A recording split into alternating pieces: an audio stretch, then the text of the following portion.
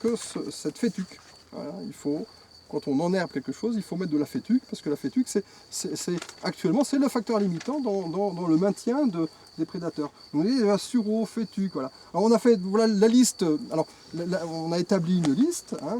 Les fougères, à quoi peuvent servir les fougères, en fait? Les fougères sont aussi un élément clé. Dans notre framboisier. Alors il y en a quelques-unes qui poussent un peu spontanément là, dans nos chenaux là, par endroits.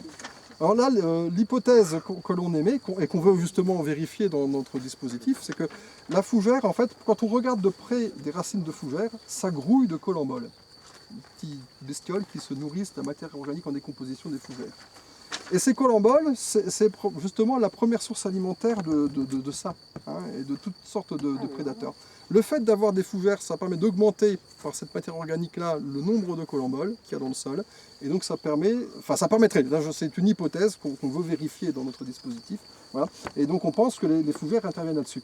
Mais par contre, c'est vrai que quand on regarde dans les relevés phytosociologiques réalisés sur la Haute-Corrèze, chaque fois qu'on voit un framboisier, même pas très loin il y a une fougère. De la même façon, chaque fois qu'on voit un fraisier, pas très loin, il y a un noisetier.